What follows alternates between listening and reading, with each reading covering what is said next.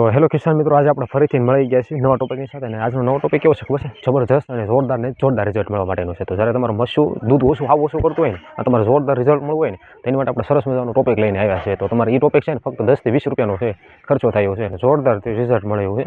તો જ્યારે આપણે વિડીયોને કરી દેવી શરૂઆત, તો એ પહેલાં છે ને મારી ચેનલને સબસ્ક્રાઈબ અને ઇન્સ્ટા ફેસબુકમાં ફોલો કરી લેજો, એટલે આવા નવા વિડીયો તમને મળતા રહે. તો જલ્દી કરી દેવી વિડીયોની શરૂઆત.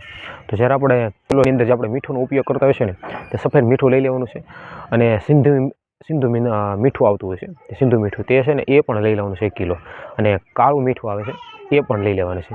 અને લઈ લેવાની છે આપણે સરસ મજાની સાકર, તેને પાવડર બનાવી નાખવાનું છે 4 પ્રકારનું.